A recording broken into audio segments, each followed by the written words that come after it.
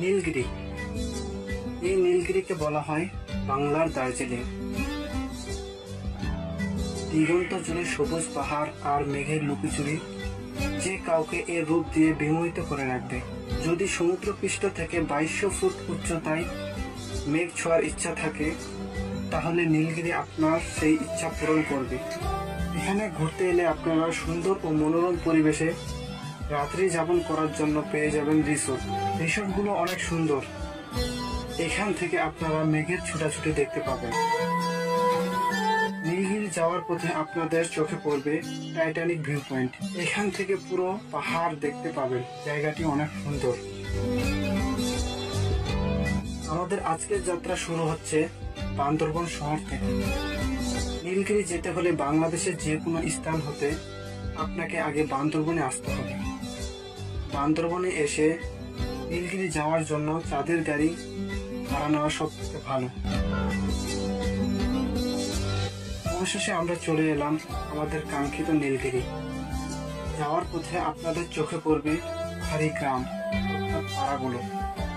পাড়াগুলো দেখতে অনেক সুন্দর, যা সকলকে মুগ্ধ করবে। অবশেষে আমরা চলে এলাম আমাদের কাঙ্ক্ষিত নীলগিরি। এখানকার সৌন্দর্য আসলে সকলকে মুগ্ধ করবে। বান্দরবন জেলা সদর থেকে প্রায় 50 কিলোমিটার দূরে ফান্সি রোডে 2200 ফুট উচ্চতা পাহাড়ের নাম নীলগিরি।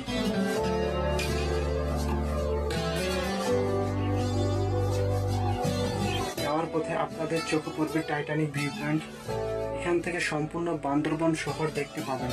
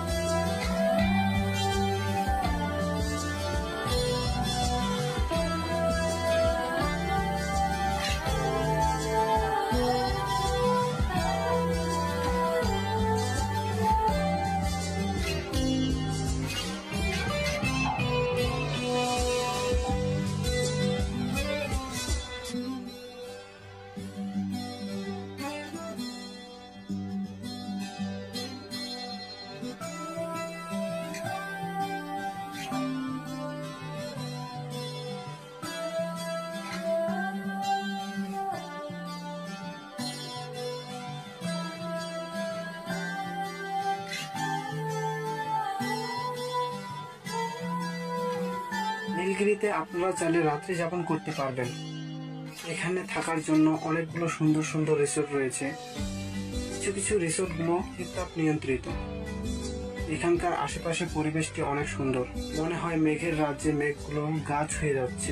আপনারা যারা ছবি তুলতে খুব পছন্দ করেন, তারা হেলিপ্যাডে গিয়ে ছবি তুলতে পারবেন। ছবি তোলার পাশাপাশি ভিডিও করতে পারবেন।